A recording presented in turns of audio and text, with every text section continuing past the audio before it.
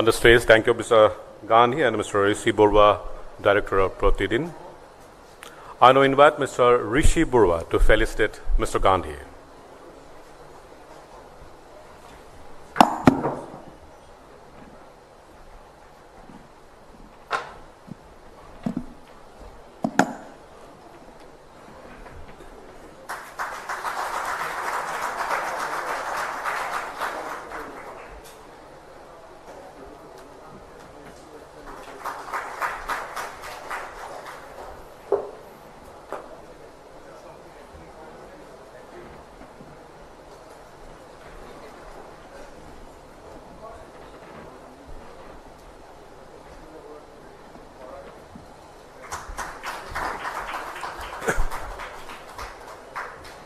Ladies and gentlemen, once more I am requesting you to put the mobile in the silent mode so the conversation with Mr. Rishi Burwa and Mr. Gandhi can begin.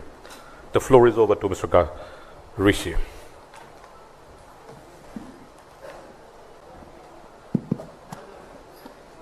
Good morning, ladies and gentlemen.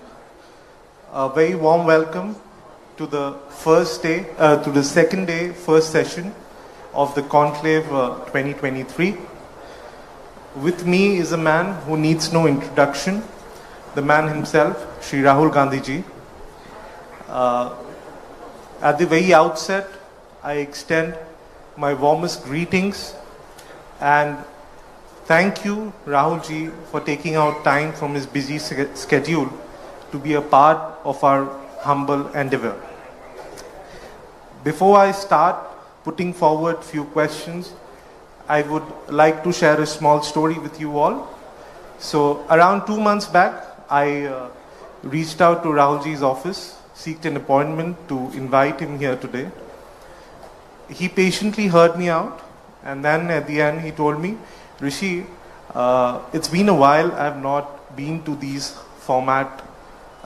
type of format events, and I'm not sure, but still for you I will try. Then I came back to Guwahati office. We discussed what to do, what not to do.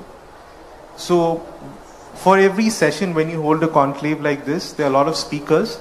So someone might come, someone might not turn up. So we have to look for alternatives as a backup. We look for backups for everyone, but I stood by it that Rahulji will come till the last day. So if Rahulji wouldn't have come today, it would have gone blank. Because I was 101% sure, even at the last moment, he will come for us. And ladies and gentlemen, please understand, it's after 6 long years, he is in this format. He has not been to any national channels also. It is, we take pride in that. And thank you, Rahulji, for choosing Assam and Northeast to be a part of this endeavor. Thank you so much. To begin our conversations, you have seen Rahulji in the parliament, in the press conferences, in political rallies. So today, we would like to have some candid conversations with him. To begin with, Rahulji, recently the Instagram, we saw a lot of pictures of a bike rally to Ladakh. And it looked more like you look more like a professional biker. So you stunned the whole media by going there on a bike, and the pictures really look nice. So what was the intent behind it? Was it a personal trip? You wanted to visit it? Usually youngsters do that on a bike to Ladakh. So what was was it an extension of Bharat Jodo? Good morning all of you. It's a pleasure for me to be here. Thank you for inviting me. We do political tours. And the political tours, if you see most of us politicians, they're very straightforward. Go to a place, have a public meeting, come back. And I don't think that format is useful or powerful in any way. It's not effective. And so when we do tours now, we think slightly deeper about the message that we're trying to give and the sense we're trying to give the people of the state. And so the message that we wanted to give to the people of Ladakh first was that we are not going to let inaccessibility, bad roads stop us from reaching any corner of Ladakh. We're not going to allow the people to feel that they are so far away that we cannot reach out to them, number one.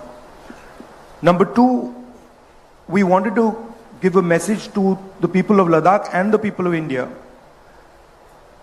that tourism is very important for Ladakh.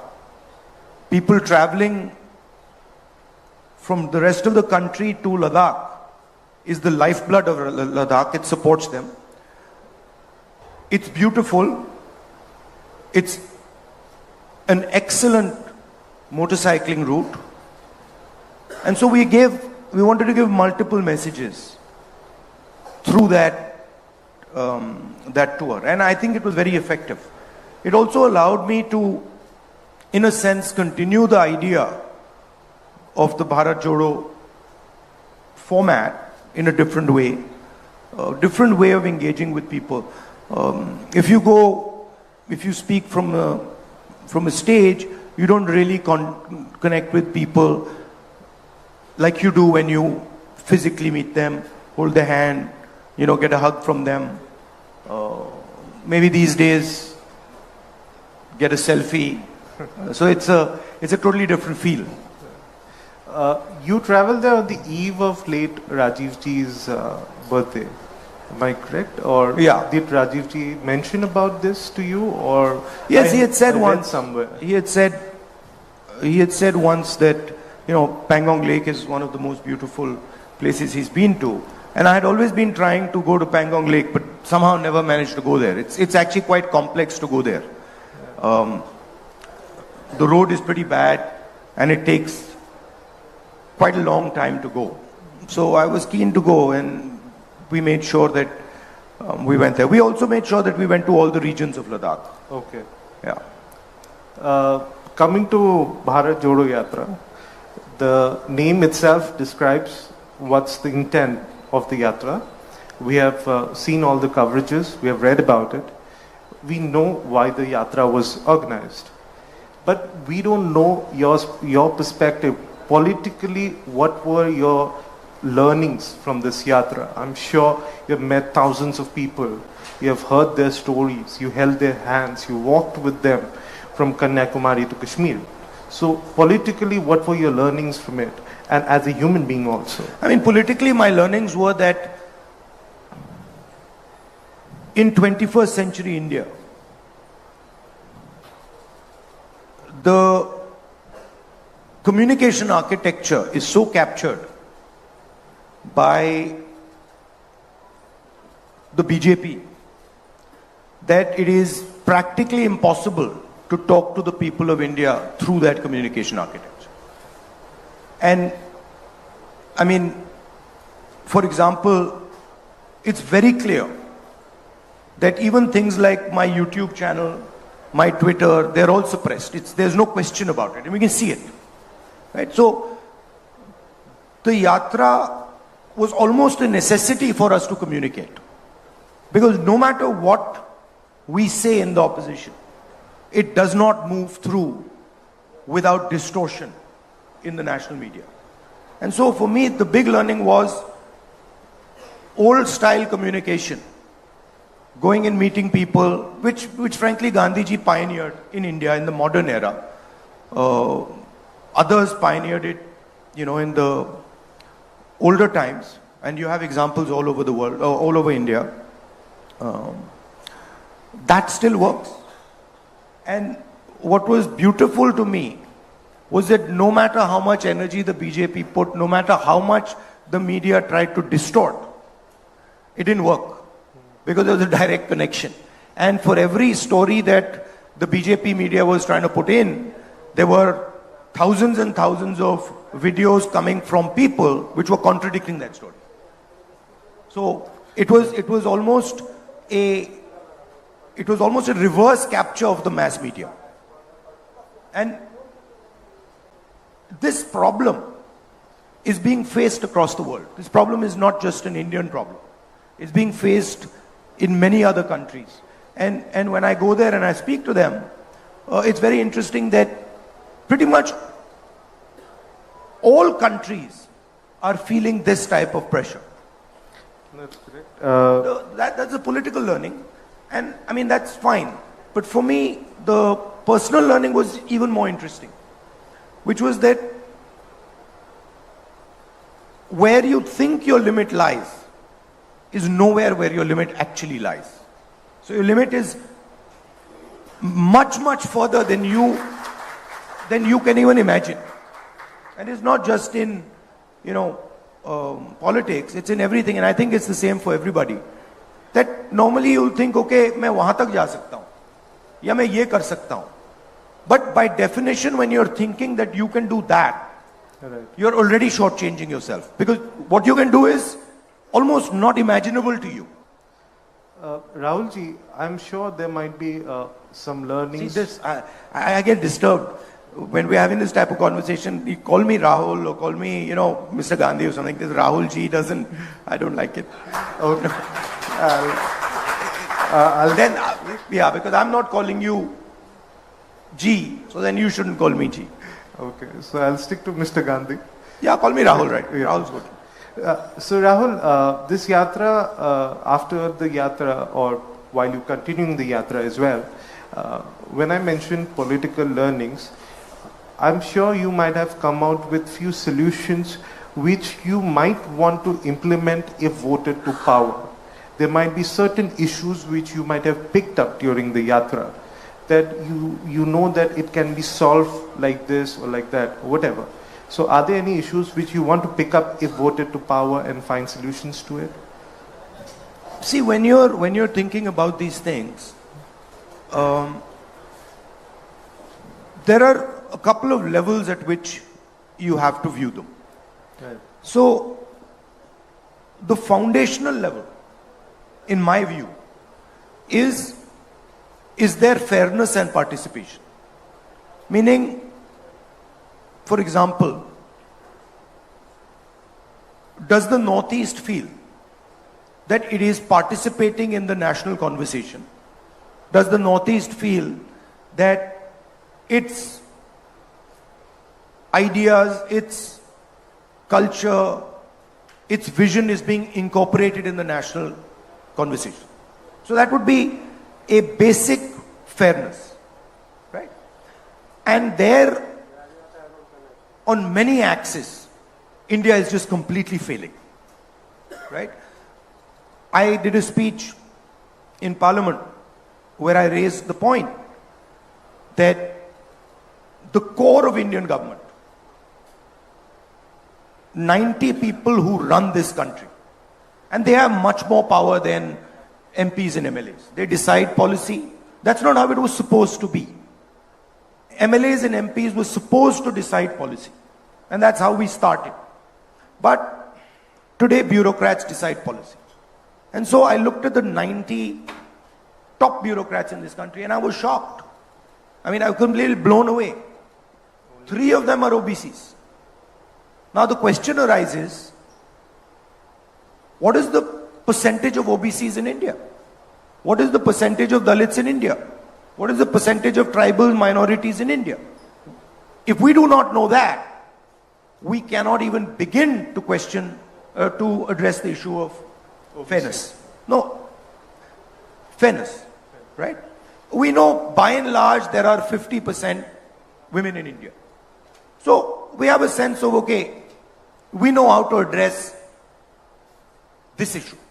Because we know there are 50% women, and so it should be by and large 50% breakdown. If I see 50% women sitting here, I'm comfortable. Right? But in large areas, we just don't know it. So for me, the caste census now is a central pillar of thinking about equity in this country. So that would be at the broader at the broader level. And then you say, okay, are we giving our kids the type of education we should be giving? Are we giving them and their parents and their grandparents the type of healthcare system that we should be giving them? And then there we have examples. So I was in Rajasthan yesterday, and I think the healthcare solutions that we have come out with in Rajasthan are cutting edge anywhere on the planet in the 21st century. And so there we can see that, okay, there are some ideas that Rajasthan has developed. If you go to Chhattisgarh, some of the work that we are doing with connecting traditional production activities, manufacturing activities, some of the work we're doing with farmers is completely cutting edge. You go to Karnataka, the social security system we have set up in Karnataka is cutting edge. So there are examples of these things. We can look and say, okay, this state is doing well. Rajasthan can become a framework for a national healthcare solution. Rahulji, coming to Rajasthan, Chhattisgarh, when after 2014, non-BJP parties did win few of the states, and after that there was an air that there might be a change in 2019 in the government, but obviously that did not materialize. In coming days, you have 4 major state elections. You might win all of them, or might not win any of them, or might win 50% of them. No, the question of us not winning any of them is not going to happen. I'll tell you, there's no question. There's no way we're not going to win any of them. Okay. I would say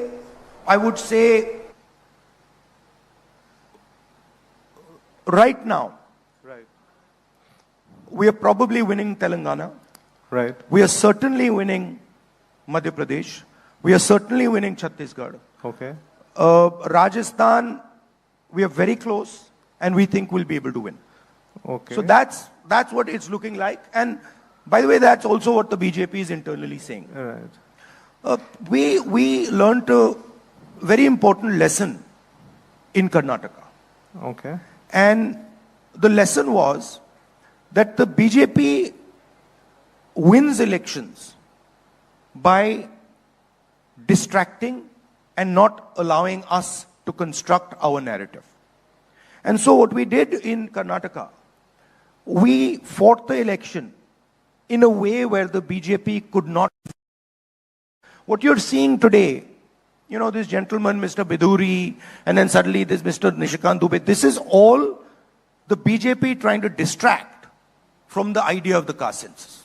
They know that the caste census is a fundamental thing that the people of India want, and they don't want to have that discussion. So every time we bring a point on the table, they use this type of stuff to distract. And we've learned now how to deal with it. Sir, if you're Let me finish. We've learned how to deal with it. So what did we do in Karnataka? We gave a clear vision for the state. This is the social security program that we're going to set up for you. And then we control the narrative. If you look at the Telangana election, we are controlling the narrative. The BJP is not even in the narrative now. It's gone. In fact, the BJP party has been decimated. It's over in Telangana. If you look at the narrative in Madhya Pradesh, we are controlling the narrative. If you look at the narrative in Chhattisgarh, we are controlling the narrative. No matter what the BJP tries to do, they are not capturing the narrative anymore. So we are also adapting and learning, right? If you go and speak to the people of Rajasthan and you say, listen, what is the key issue in terms of anti-incumbency in Rajasthan? And you can go and do this. They'll tell you, actually, we like the government. We like what they've done on healthcare. We're very comfortable with the type of stuff they're doing, 500 rupee gas cylinder, the farm loan waiver, we are very comfortable with it. So we are adapting. In a situation where the BJP controls the media, we are adapting and controlling the narrative. So if you look at Bharat Jodo, we control the narrative. And they put in thousands and thousands and thousands of crores to take away the narrative. They couldn't do it. Right? So don't think the opposition isn't capable of adapting. We are adapting. We're working together. We are 60% of India's population. BJP is in for a surprise in 2024. That's what my next question was. So, if you win 3 states, 4 states, I appreciate the confidence. My best wishes for you. So, if you win, if you silently go and ask the BJP people, you ask the BJP leadership in Rajasthan, right? Ask them what's going to happen in the election. They'll tell you. Ask them what's happening in Chhattisgarh. They'll tell you. But sir, will it set the momentum for 2024? If you win maybe 4 of them, are you confident it will set the momentum for 24? Because that did not happen in 19. I'm sure you have learned and adapted, like you are saying right now, controlling the narrative, pushing forward your agenda. So look, I'll tell you what the game is. The BJP has basically created a friendly monopolist. Okay? His name is Mr. Adani. I assume you've heard his name. You've heard his name? Yes. See, you're even a bit hesitant. You're even a bit hesitant कि भैया बोले ना.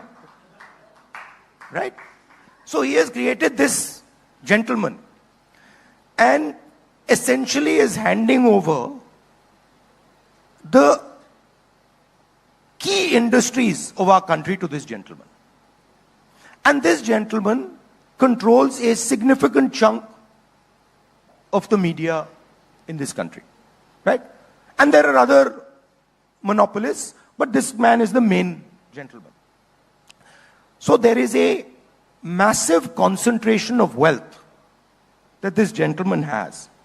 And there is a huge amount of money that the BJP is generating from this.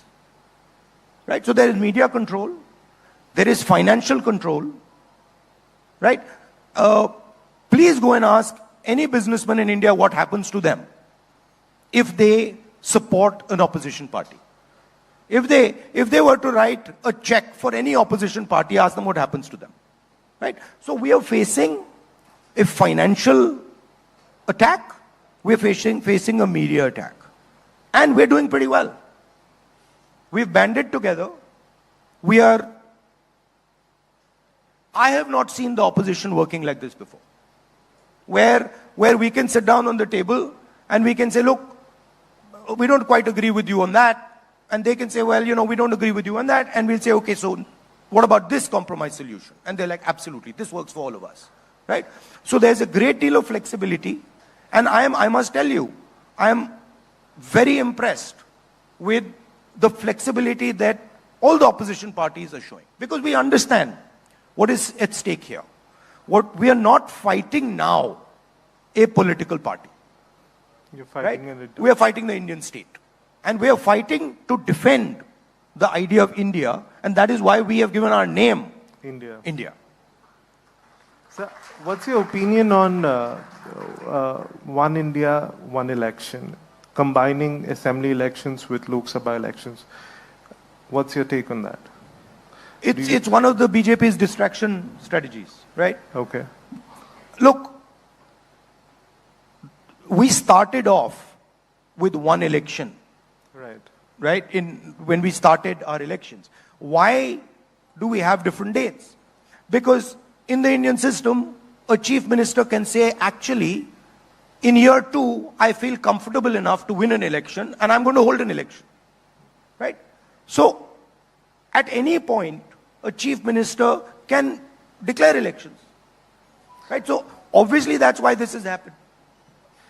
Do you think it's practically possible with so many states, so many political dynamics, and then Lok Sabha?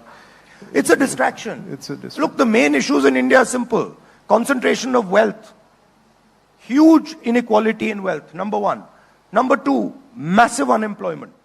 Number 3, huge unfairness towards the lower caste, towards OBCs, towards tribal communities. These are the issues. Everybody knows them. Price rise. 1,000 rupees cylinder, right? Now, BJP can't contest those, right? So, let's have Mr. Biduri make a statement. Let's have, let's get together and sort of have elections together. Let's change the name of India. This is all distraction. We know it. We understand it. And we're not going to let them do it. Sir, recently there had been discussions on the Women's Reservation Bill. And this is one of the bills where Congress party has come out in support of, but excluding the two footnotes which you had been mentioning in the parliament also, and also in your press conference recently. So, what is the reservation on that? The women's bill, which every single party has supported, can be implemented tomorrow morning. All you have to do is you have to say 33% of the seats are going to be reserved for women in the Lok Sabha and the Vidhan Sabha. It's very simple. There's nothing more to it. If the BJP was serious about doing it, that's what they'd do. There's no connection between giving women's reservation and census. There's no connection between giving women's reservation and delimitation. They're not connected. Right? So once again, it's a distraction. They suddenly needed, they came up with the idea of the special session and they needed something. That they came out with because we made a speech about Adani and that newspaper.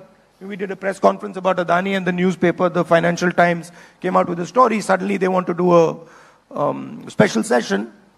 The first thing they were planning in the special session was, India ko Bharat kar do.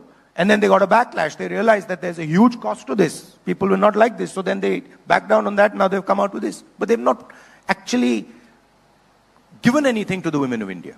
What they are saying is, 10 saal mein aapko women reservation bill mil jayega.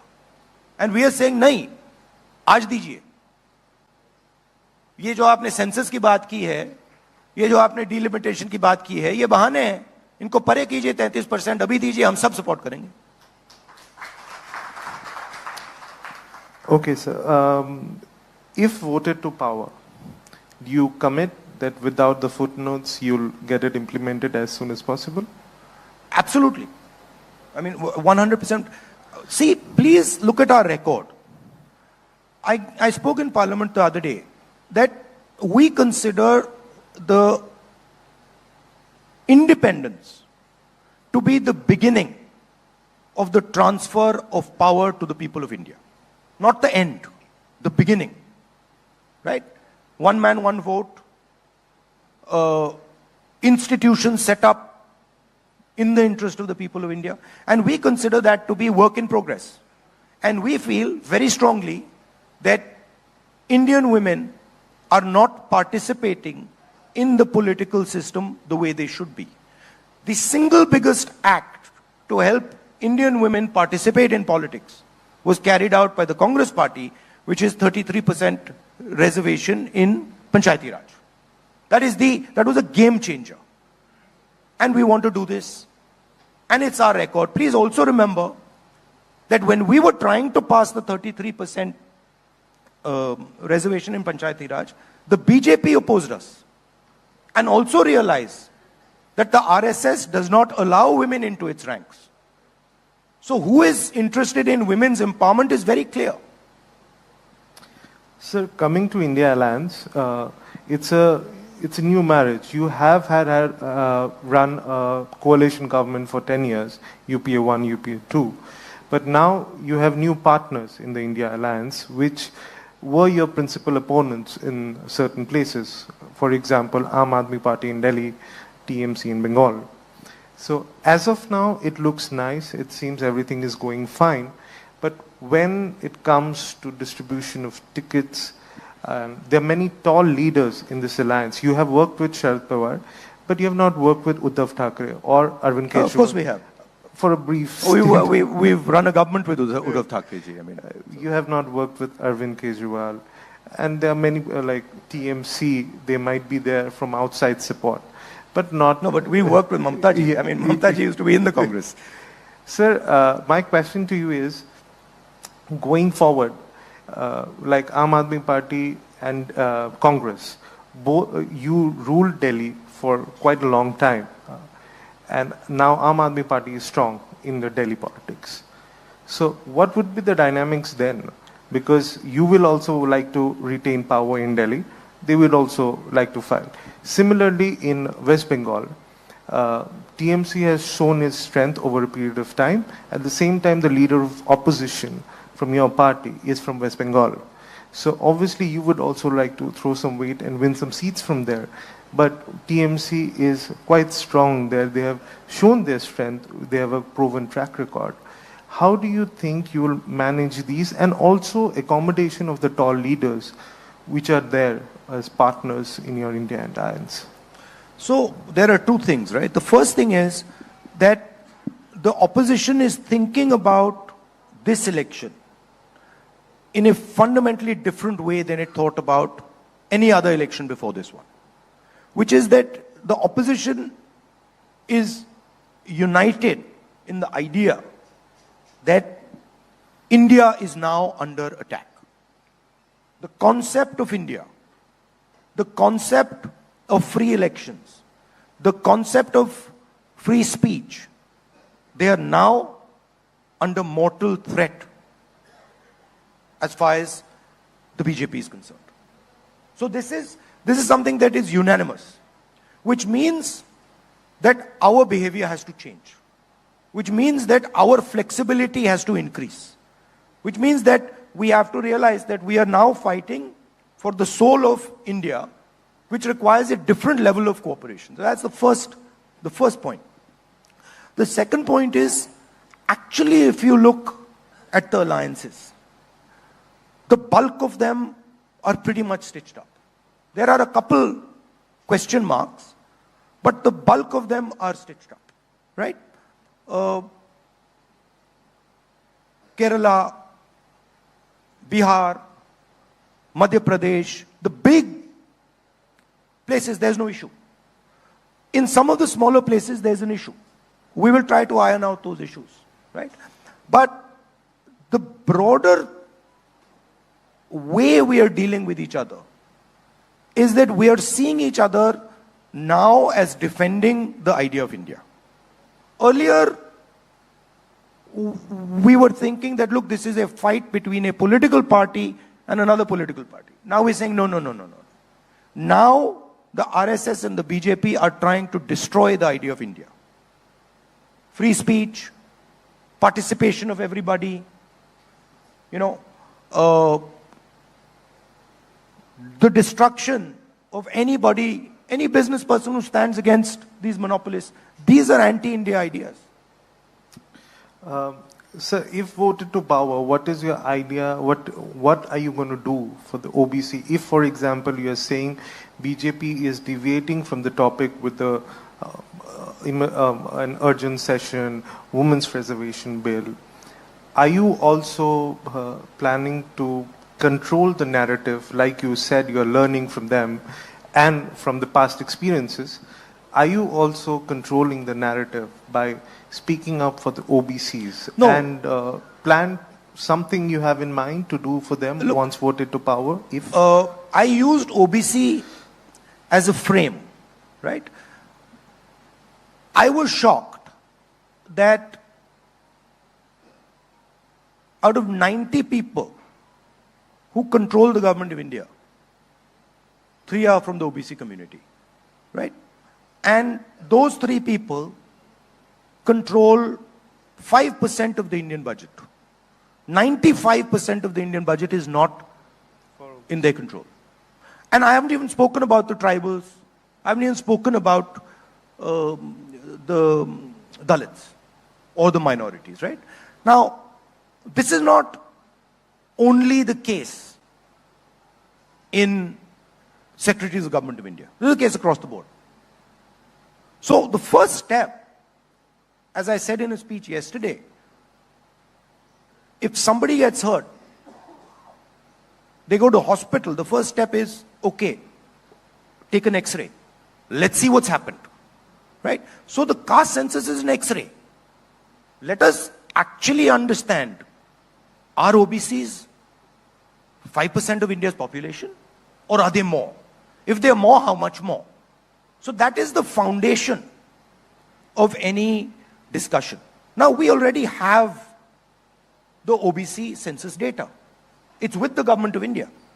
The Congress party carried out that survey, right? The first thing we'll do is release that information.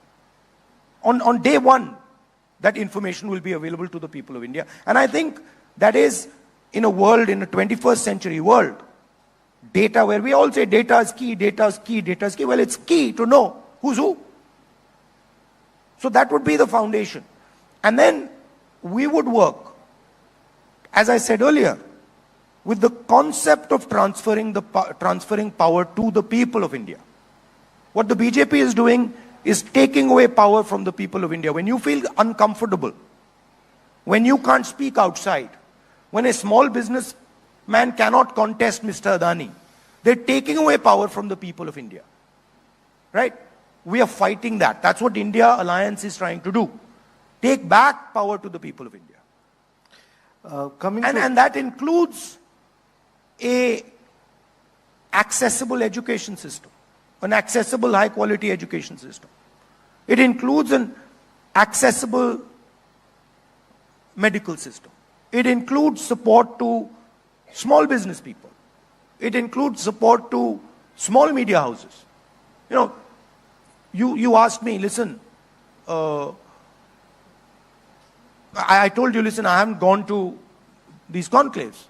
Well, I would consider you a relatively small player. I'm sitting here. I'm trying to give a message that, look, we want everybody in India, regardless of who they are, how big they are, to feel comfortable.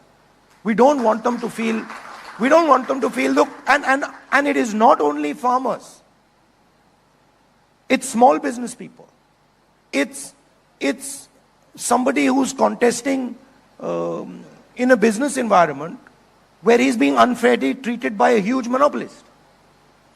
Right? We want the energy of India to build the country. We don't believe that one or two people can build the country. We believe that if you really want to build the country, we have 1.4 billion people, and they should participate in the governance of this country. They should participate in businesses. They should participate in building the infrastructure. It should be a much more spread out process. So since we are from Assam and Northeast, so I'll like to ask a few things on that. So you are one of the few tall leaders who had visited Manipur and visited the relief camps and met the displaced people. So what are your learnings from there, and also few pointers which you wish to put forward to come out with a message, a solution for them? Look, I've been in politics. I've been in politics now since 2004. And I must have traveled to pretty much every district. Most districts I visited 2 or 3 times. Every state. I've never seen what I saw in Manipur. In my entire life in Indian politics, I've not seen it. Right? And I'll tell you the story. When we arrived there, all the communities were very happy for me to go. And they all invited me. When we arrived there, when we were going to visit one community, say we were going to visit the Kuki community or the Meitei community, we were told before we entered that, listen, we are very happy for you to come. But if in your security there is a person from the other community, we will shoot him. So we had to, before we entered the area, we had to say, okay, we are going into Kuki area. Meiteis, please leave. And then when we were going into Meitei area, we had to say, okay, we are going into Kuki area. Meitei, please leave. Now, I have never seen this. Where the government of India has absolutely no control, where the government of India cannot send its own paramilitary force, personnel into an area. So what has happened is that the politics of hatred that the BJP has been playing with has basically destroyed the state of Manipur. Manipur, you said the state of Manipur, and I was thinking, well, actually, no. The idea of Manipur does not exist anymore. It has to be brought back to life. And the culprit is the politics of the BJP. Right? So, that's an extreme example of what happens when you make people fight with each other. And we went, and we spoke to some of the administration people, and they said, look, we have no control. We simply cannot control it. I've never seen this in my whole life in India. I mean, you can expect this, in Rwanda, maybe where there's a civil war. You don't expect it in India. And so this is the danger of what the BJP is doing. The danger is that this will spread.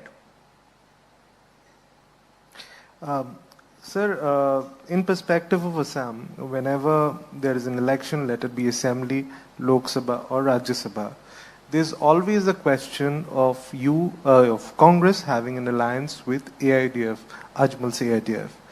They had been partners with you in UPA as well. As far as I know, that's not a question anymore.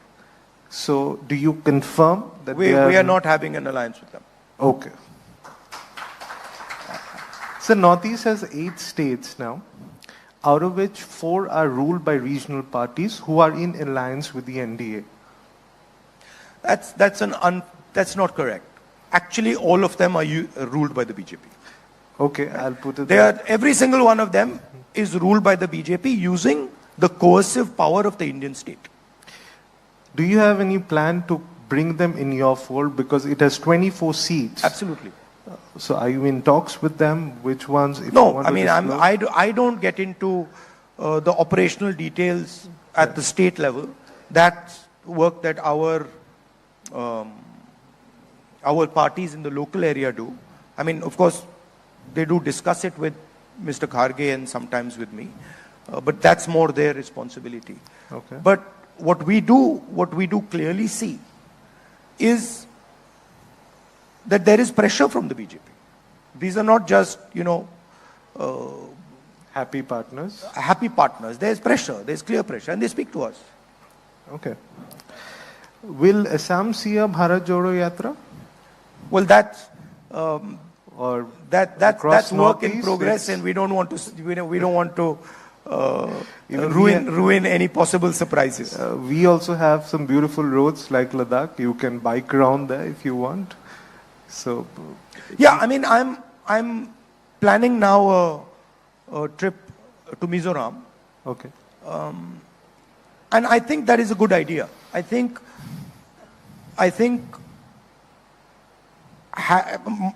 for myself, having a longer tour and a sort of deeper tour where I meet people in the different states of the Northeast, I think that would be a good thing. It would be very, very useful for me, because it allows me to understand with a bit more depth what the people of the region want. So it's something that we're thinking about and we'll do. And that's discussion in progress right now. Okay. So I'm sure all of us have... You're saying, is there going to be another Bharat Jodo Yatra? Please realize, walking 4,000 kilometers is not like something you do. You get up in the morning and say, chalo bhaiya, 4,000 kilometers chal dete. It's not an easy thing to do. It's hard. Right.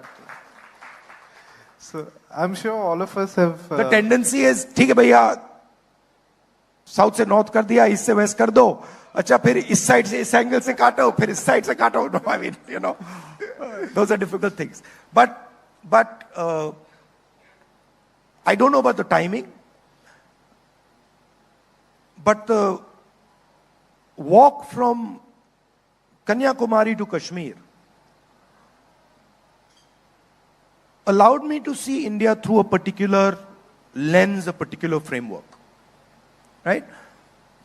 And I'm certain that the walk from east to west or west to east will allow me to see India from a different perspective and a different framework. I think walking from south to north is completely different than walking from West to east. west to east or east to west. It's a different paradigm. It's a different way of thinking. So I will have the opportunity, if we do it, to see India from a completely different perspective. So it's something that I'm quite keen to do. Okay, let's hope that. And you'll be surprised, but you'll be surprised that actually maza aata hai. It's a crazy thing, but maza aata hai. You meet people and you meet very interesting people. They tell you stuff. There's a lot of affection. People are very loving. You see it very differently than when you go in a flight or when you go in a car or when it's a completely different world because there is suffering involved. हमारे culture में जो तपस्या की बात करते हैं, it opens the mind actually. If you're sitting and you're in pain, you see all our ancient rishis and all sitting there, or you see images of the Buddha, or you see images of Guru Nanak sitting there. There's a reason. Because they are purposely putting themselves through stress. They're putting themselves through pain. They're putting themselves through disturbance. And when you do that, it opens your mind. It allows you to see things that you never see before. I walk couple thousand kilometers. I'm telling you, after, on day 3 or day 4, I was saying, bhai, matlab, kya kar diya maine? Seriously, because I was like, how is this going to happen? How am I going to actually walk 4,000 kilometers? And then slowly, it unfolds. It happens. Right? So, I mean, you're from different spaces of work, you're from different, you're business people, you're people who work in the NGO field. That's how you should think about it. Just take a challenge that you think you can never do. And put yourself under stress. And then you'll suddenly find that you will yourself start pulling out avenues that you'd never imagined ye ho sakta hai. And so for me, it's a learning experience. Of course, it's a political experience, but it was much more a personal experience for me. Like, my people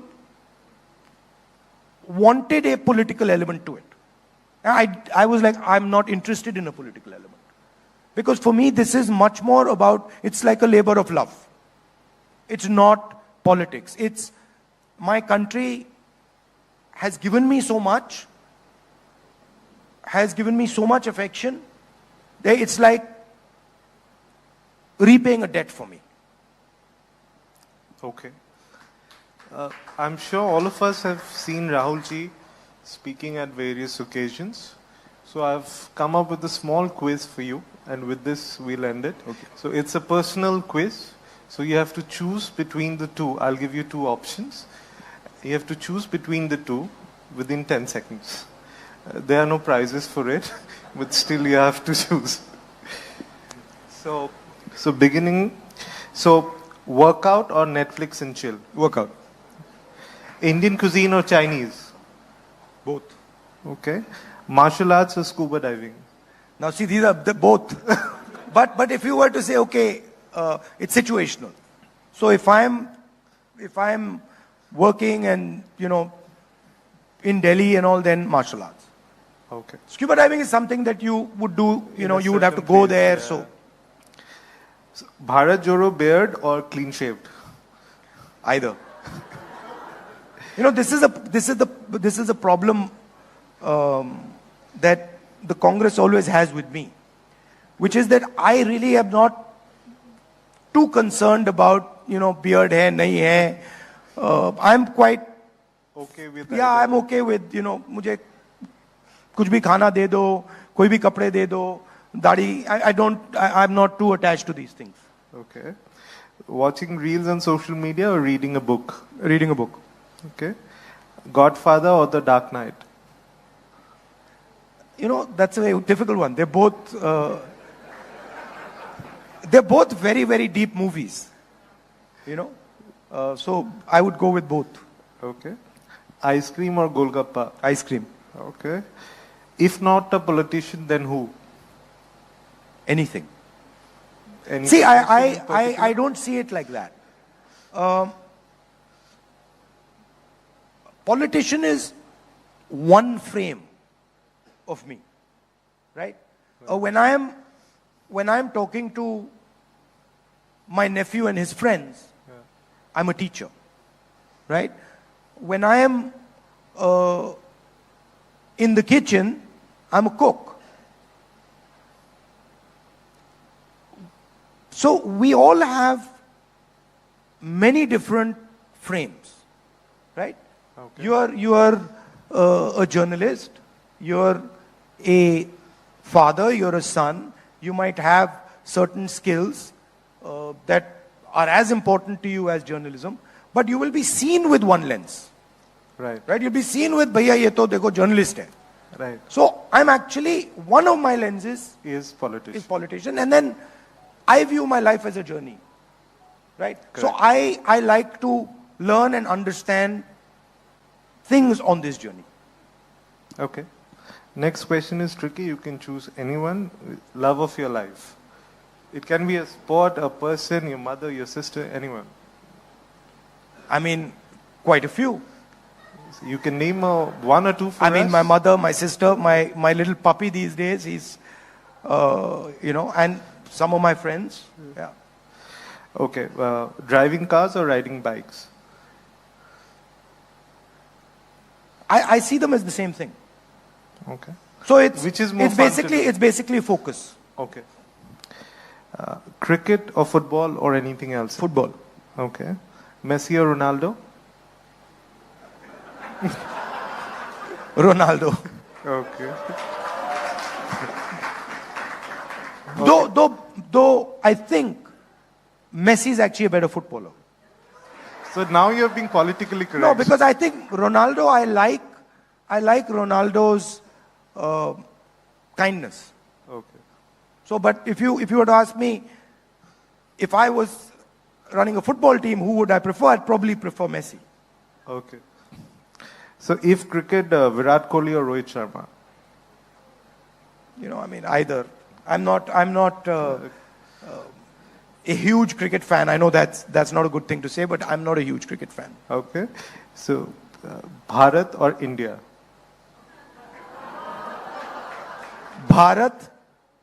India, that is Bharat. Beauty with brains or just beauty would do? Brains with beauty. Okay. Sneakers or sandals? Sandals. I presume sandals. Again, for different things. You know, Yeah. if I'm running, then not Your sandals. comfort zone. Sandals. I mean, different tools for different work. Okay. Kurta pajama or t-shirt? T-shirt. Okay. Beach or mountains? Both. Okay. So this brings me to the end of this conversation with Rahul ji, and thank you so much for being a patient audience, and thank you Rahul ji for being a part of the Conclave 2023. I know it's a personal favor that you have done to me, and thank you, really, thank you so much. Any No, I last think words? one of the reasons, first of all, I'd like to thank all of you for coming here. But one of the reasons I did come was because I think not enough space is given to the Northeast in the national conversation. And I feel that often I get the sense that the people of Northeast feel that they should have much more participation, that we should listen to them, understand their culture, understand their languages. So, to me, it was important that I gave a message. It wasn't just a personal thing. It was important that I gave a message that for us, all parts of India, no matter how big or small, are important. They all help build India, and we love and respect them all. So thank you. Thank you very much. Thank you so much, sir. Thank you, Mr. Gandhi. Thank you, Mr. Borua. So.